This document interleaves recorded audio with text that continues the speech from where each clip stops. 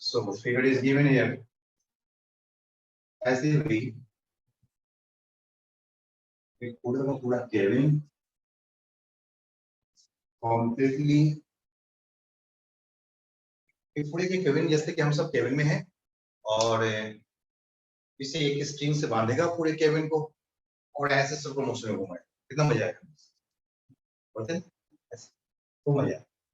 ऐसा ही है यहाँ पे पूरा फुल केबिन और इसमें और भी मजेदार डाल रखे। इसने पुली भी लगा दिया इसने और एक पर्सन को यहाँ पे रख दिया और एक पर्सन को ऐसे। ये हॉरिजॉन्टल प्लेन है, like this table with the smooth horizontal surface, a table with the smooth horizontal surface placed in a cabin moves in a circle of radius, large radius. Okay, और ये जो एक large radius capital radius, a smooth pulley of a small radius is fastened to the table. Two masses m and 2m. Okay, one is m, other is 2. इसमें एक m1 m2 इसने बोला था। M and 2m placed on the table are connected through the string going over the pulley. Initially, the masses are held by the person with the strings along the outward radius, and then the system is released from rest with respect to the cabin. Find the magnitude of initial acceleration of the masses as seen from the cabin and tension in the string. Okay. पहले तो पूरे circular motion में है और ये block है, कोई person यहाँ पे होगा, इस केबिन के अंदर में होगा और ये पर्सन ने पहले इसको होल्ड करके रखा हुआ है ना, और फिर इसको रिलीज करो, फिर इसको रिलीज करो। इस सर्कुलर मोशन में कुछ गिवन है, सर्कुलर मोशन का एंगुलर स्पीड कुछ भी नॉट गिवन, मान लेते हैं कुछ ओमेगा होगा, नॉट गिवन, एक्चुअल फिगर में होना चाहिए, है ना। मेक दिस इस सर्कुलर मोशन में है और इसकी कुछ एंगुलर स्पीड क्या भी ओमेगा है, इसका आंसर देखिएगा तो ओमेगा टर्म आए इस्तेमाल किया, तो एंगुलर मोशन है इसमें, the angular speed, the angular speed.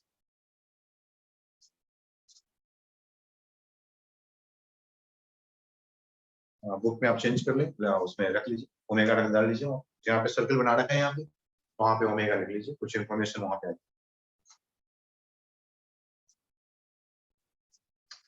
ऐसे क्वेश्चंस तो हमने किए थे, लेकिन ऐसे क्वेश्चन हमने किया था वर्टिकल प्लेन में किया और ये हॉरिजॉन्टल प्लेन। कोई बात नहीं, हॉरिजॉन्टल प्लेन में भी काम कर लेते हैं। पहले तो इसमें लगने वाले एक्चुअल फोर्सेस को भी देख लेते, लगने वाले एक्चुअल फोर्सेस क्या भी, तो एक तो नॉर्मल रिएक्शन, अब सारा ये पूरा का पूरा हॉरिजॉन्टल प्लेन, ये हॉरिजॉन्टल प्लेन है, ये वर्टिकल प्लेन में नहीं, तो इसका मतलब है कि नॉर्मल रिएक्शन तो हॉरिजॉन्टली ऐसे होंगे,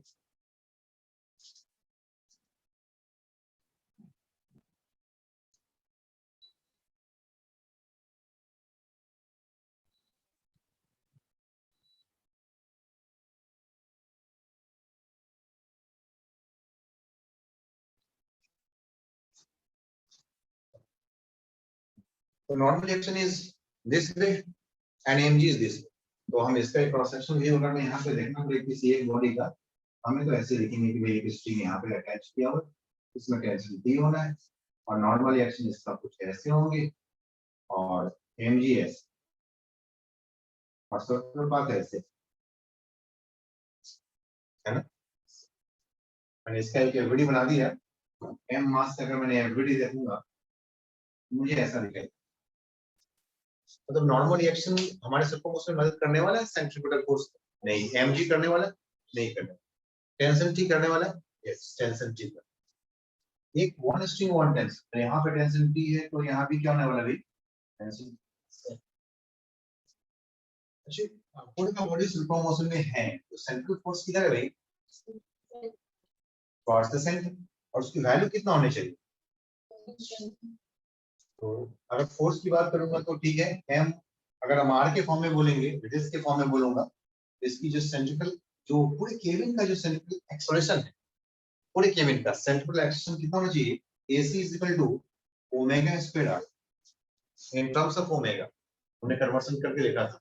अगर v के फॉर्म में बोलते तो v square upon r, v omega रख दिया ओमेगा, डायरेक्टली हम इस टर्म को इस्तेमाल कर सकते हैं। This is centripetal acceleration. और ये जो पूरा का पूरा जो केविन है, ये केविन क्या है भाई? ये केविन एक्चुअली एक्सेलरेटेड हो गया। The cabin is accelerated with respect to the ground. Ground यहाँ पे, ये ग्राउंड है, एक ऑब्जर्वर जो है ये ग्राउंड पे, ये देख रहा है कि ये पूरा केविन ही रोटेट कर रहा है। पूरा का पूरा जो केविन है वो सर्कुलर मोशन में है पूरा। This is the accelerated cabin. क्या है?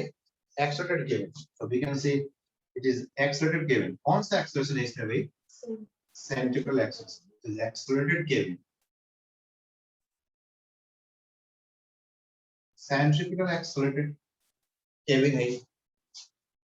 इसका मतलब है कि इसने बोला कि with respect to the cabin solve करो प्रॉब्लम को। इसमें लिखा है इसमें find the initial acceleration of the masses as seen from the cabin and tension in the stream.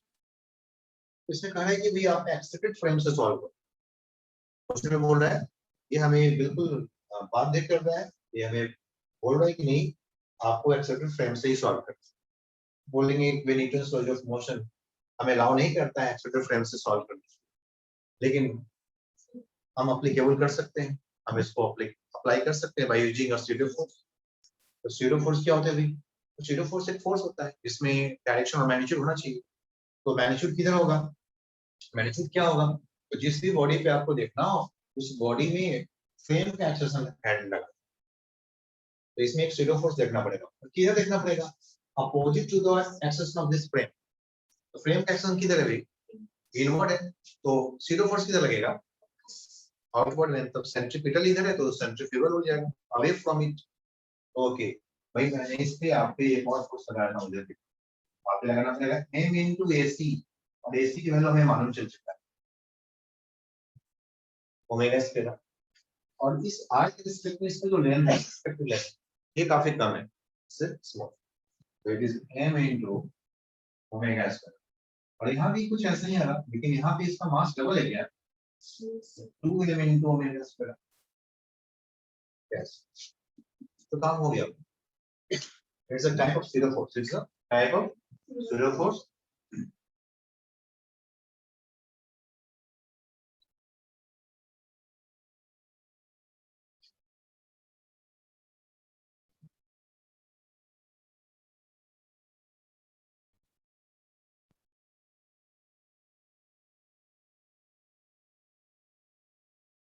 So I think you this is a solution now final. अब आप काम कर सकते हो। आपको मालूम चल गया कि इस n और mg का तो कोई रोल नहीं है, नहीं है ना, क्योंकि बॉडी तो ऐसे ही होंगे, ऐसे सर्कुलर मोशन में। Can we put a body here? Yes, so ये बॉडी बना लेते हैं यहाँ।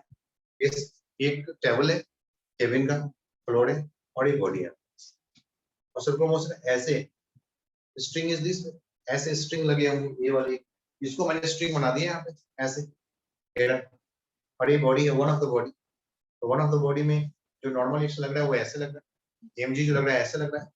इनका कोई पार्ट तो सेंटर की तरफ नहीं आ रहा है, जो सेंटर की तरफ आ रहा है वो सिर्फ क्या है? टेंशन, और उसके अवे में जो जा रहा है वो क्या है? इसमें स्टीरियो फोर्स ये वाली और इसमें ये वाली स्टीरियो फोर्स।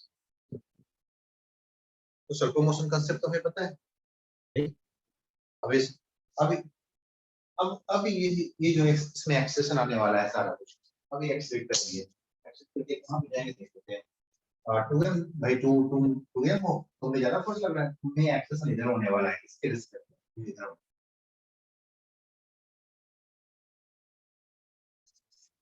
जिधर एक्सेशन उधर पॉजिटिव साइन, ये पॉजिटिव में आ गया, ये पॉजिटिव में आ गया, ये नेगेटिव में आ गया, इधर एक्सेशन ये पॉजिटिव में आ गया, नेगेटिव में आ गया, हम खत्म हो गया। ठीक है, कौन सा एटॉमिक मास मतलब लगाएंगे? F net is equal to mass into acceleration, नहीं फोर्सेस हमें दिख गया, यहाँ पे दिख रहा है फोर बॉडी है, फोर बॉडी m1, इसका मास m है, tension T, m omega square, acceleration is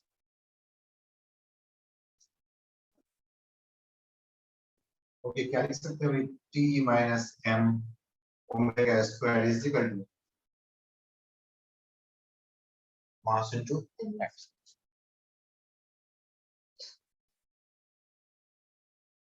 is that F net should equal to mass into acceleration. Number one.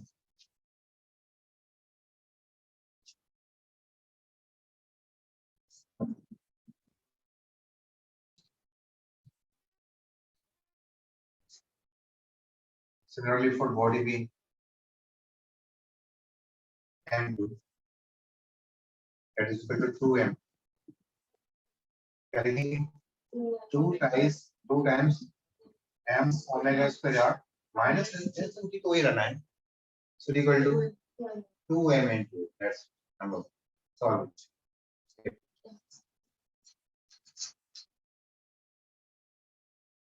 Simple चीज है. आसान.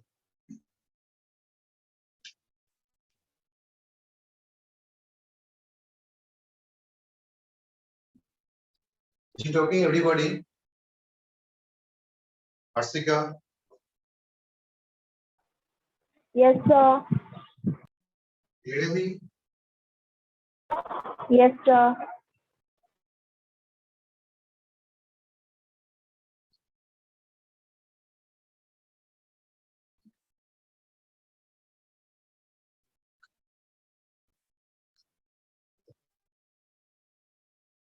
So it's done now. तुम्हारा complete हो गया? Yes. तो सबने जिसका नहीं हो पाया कंप्लीट वो सभी कंप्लीट कर लेना अभी. We did all the questions. Complete हो गया. Also, एक for your list for solve. जो हम लगाएंगे 28. तो 28 तुमने किया? जरूरत पड़ेगी नहीं.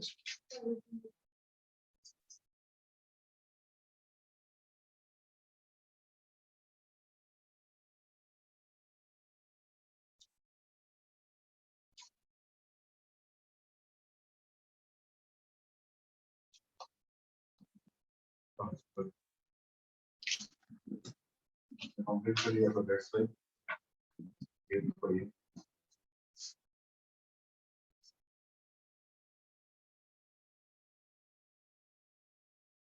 से कंप्लीट नहीं किया उसने इधर किया.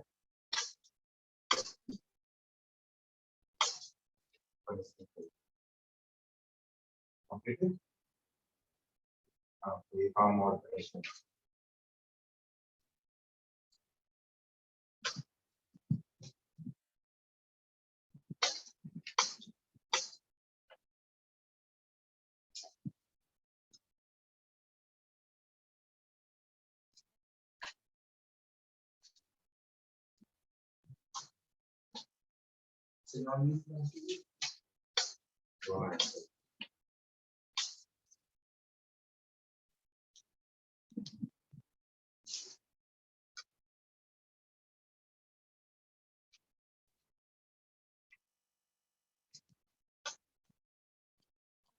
एक बार सबने पूरे कोशिश करना है इसको. देखो आपने यार कल ये काम क्यों नहीं किया?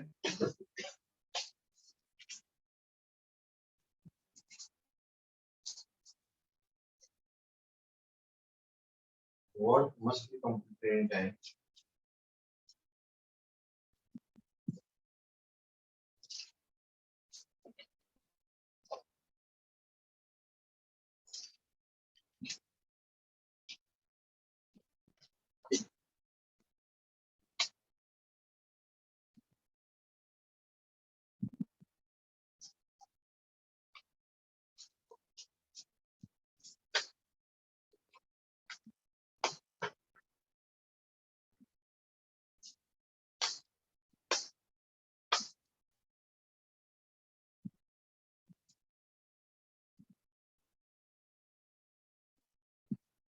तो इसका काम करना शुरू करें.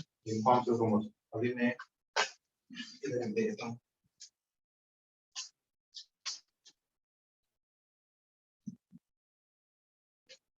Informs the promotion start with the word. DPP Harsha में भी DPP आपको दे रहा हूँ.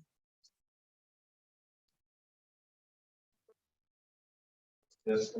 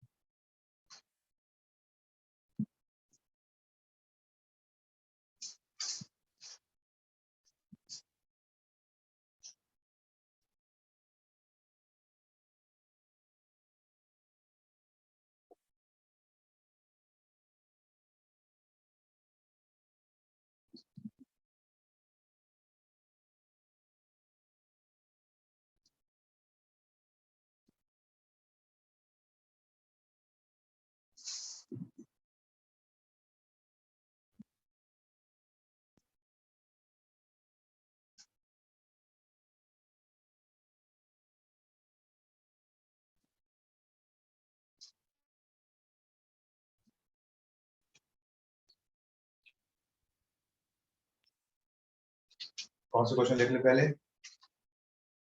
27 देख ले। 27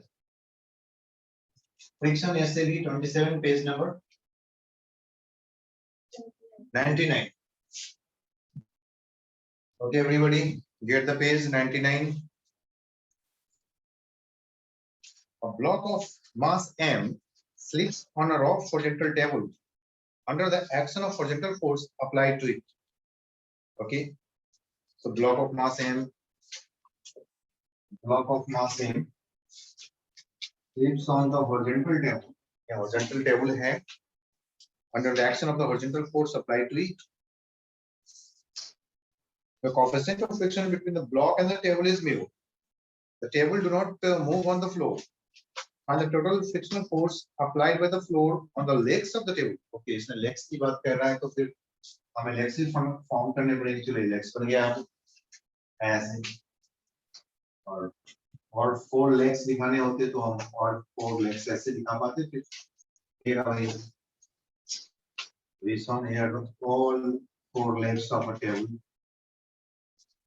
as and block is just kept over it. ऐसे ब्लॉक भी अब आ गया. टेबल पे मास m का एक ब्लॉक भी रखा हुआ है. टेबल के 4 लेग्स है और ये जो 4 लेग्स है वो कहाँ पे भी हॉरिजॉन्टल सरफेस पे है और हॉरिजॉन्टल सरफेस और टेबल के लेग्स के बीच में कुछ फ्रिक्शन है क्या? Let's see. ये कोएफिशिएंट ऑफ फ्रिक्शन किसका दिया हुआ है? The coefficient of friction between the block and the table is given. Block and table के बीच में जो कोएफिशिएंट ऑफ फ्रिक्शन है इस सरफेस और इस टेबल के बीच में that is given and that is mu. इनके बीच में जो फोर्स ऑफ फ्रिक्शन है वो म्यू का है. कोएफिशिएंट ऑफ फ्रिक्शन म्यू का है. Find the total frictional force applied by the floor on the legs of the table. Do you need friction coefficient between the table and the floor or mass of the table? Okay. और हम अभी खोज भी रहे थे कि यहाँ पे कुछ दिया है कि नहीं और इसमें क्वेश्चन क्या हमें जरूरत है. राइट नाउ क्या स्लाइड कर रहे हैं? सिचुएशन क्या है? Block of mass m slips on the rough horizontal table under the action of horizontal force applied on it. तो ये स्लिप कर जा रहा है. स्लिप्स ऑन ऐसे एक horizontal force applied हो रहा है and slips on. इसमें लिखा है statement a block of mass m slips on the rough horizontal table under the action of horizontal force applied to it. Okay. The coefficient of friction between the block and the table is mu. तो इसका मतलब है कि slip कर जा रहा है तो what is the value of the force of friction here? तो फोर्स इधर आ रहा है, फोर्स ऑफ फ्रिक्शन इधर आ गया और स्लिप कर जा रहा है तो we can see kinetic friction और जस्ट स्लिप हो रहा है तो max the value of static force. तो एफ के की वैल्यू हम बोल सकते हैं चलो mu into M mu into. ये जो फोर्स ऑफ फ्रिक्शन है ये टेबल का जो टॉप सरफेस है इसने ब्लॉक पे लगाया है तो ब्लॉक ने टेबल के टॉप सरफेस पे फोर्स लगाया हो. इधर लगाए होंगे. ये ब्लॉक ने टेबल के सरफेस पे लगाया होगा फोर्स अपोजिट टू इट इस एस अगेन टेबल भी इधर मूव करना चाहेगा but the table is not moving. Table is not moving. That means पूरी लेग पे क्या फोर्स लग रहा होगा सभी मिला करके इस एफ के इक्वली वो फोर्स लगा जो यहाँ पे स्टैटिक फोर्स ऑफ फ्रिक्शन होगा. इसके लिए क्या होगा? स्टैटिक होगा. जो यहाँ पे काइनेटिक है स्लिप कर गया तो this is static force of friction. तो सभी को मिला दिया ऑल 4 मिलकर के जो फोर्स मिलेगा ना यही एफएस है टोटल गैस तो F gas 4 time F gas सभी को मिला दिया तो ये आ गया और इसकी वैल्यू किसके इक्वल होना चाहिए? एफ के equal. That is the mu into F mu into. ये तो ड्रैग हो रहा है ये तो स्लिप कर रहा है but it is not slipping. It means जितना फोर्स यहाँ पे लग रहा है उसी का अपोजिट इधर लग रहा है. तो इसने और क्या पूछा भाई? Total force. Find the total frictional force ही पूछा था. This is the total frictional force. What answer? This is that total force पूछता कि what is the total force applied by the surface तो हम नॉर्मल रिएक्शन भी ले लेते हैं. यहाँ पे फोर्स ऑफ फ्रिक्शन भी हो जाता और नॉर्मल रिएक्शन की वैल्यू mg के इक्वल हो जाते. साथ में इसका भी अपना कुछ वेट होता वो भी लेना पड़ता है सारा कुछ. लेकिन इसमें सिर्फ टोटल फ्रिक्शनल फोर्स है। This is a total frictional force, this is the total frictional force on the legs of the table, legs of the table. है ना? Not clear? So simple.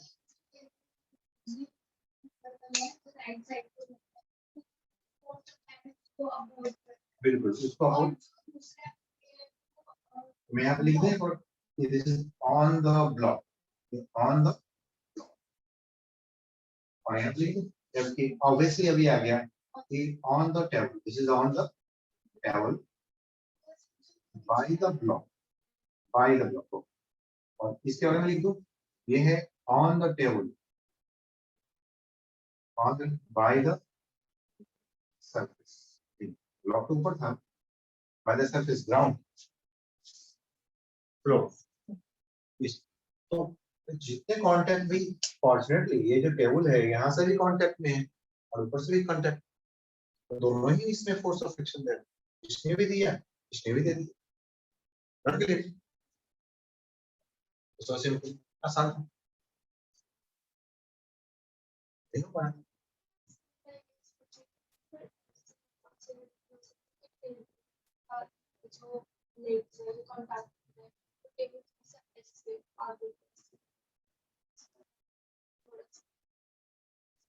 अगर वो बोलता है नहीं ऑसिलेट कर तब उसने बोला कि टेबल तो मूव कर नहीं रहे, सिर्फ एक ब्लॉक स्लाइड कर रहा है, तो ब्लॉक स्लाइड कर रहा है तो ब्लॉक ने इस टेबल पे मैक्सिमम कितने फोर्स लगा सकता है?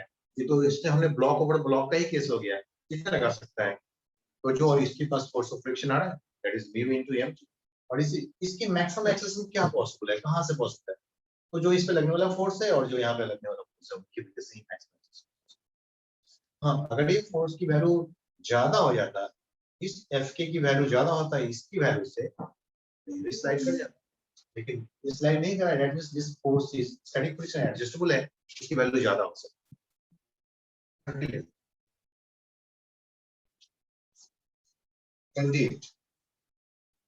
28 question number 28. Find the axis of the block of mass capital M in the execution in the figure. Coefficient of friction of the two blocks is mu 1n, bigger block, and the ground is mu 2. Axis of block of mass capital.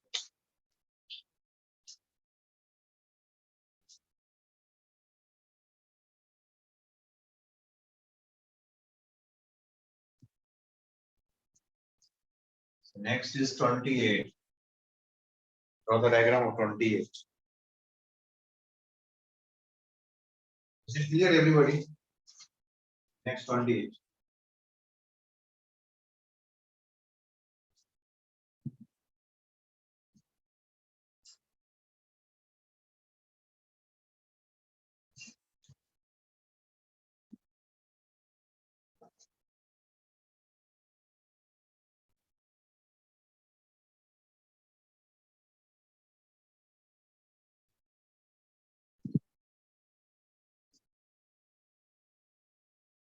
Question number 28, just the test of your patience.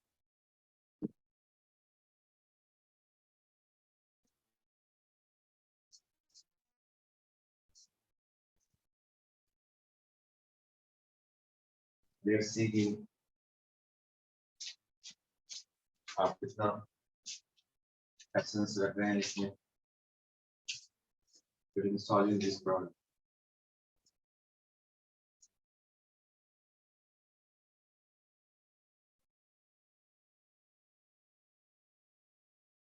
But this problem will give you the proper idea regarding the forces. यहाँ भी है,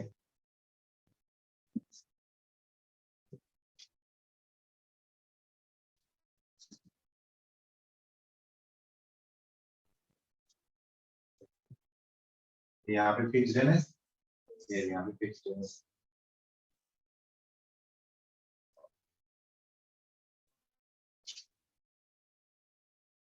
Surf surface और ये तो fixed वाली होगा, fixed again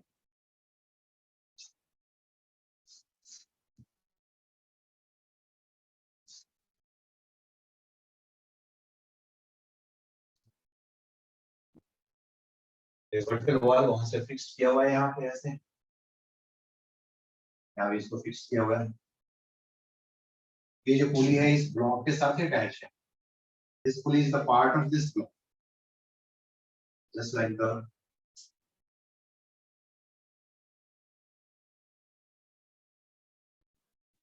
इस block को उठाना हो, कहीं पे लेके जाना हो, तो कोई इस पुली को ही पकड़ के उठा सकता है, नहीं? Just like the ear of a person. नहीं? कोई कान पकड़ के उठा देते हैं। तो ऐसे ही इस ब्लॉक का ये कान है, ये इसका कान पकड़े ऐसे कान में, नहीं? तो ऐसा ही है, मतलब कहने का मतलब कि आप इस बॉडी का यहाँ भी फोर्स लगाओगे, इसके कान भी पकड़ोगे तब भी उसी बॉडी को लगेगा, है ना? नौ ये पकड़ के खींचेंगे तभी फोर्स लगेंगे, ये पकड़ के खींचा तभी फोर्स लगेगा। In the same way, this is the ear or nose of the body, नहीं? ऐसे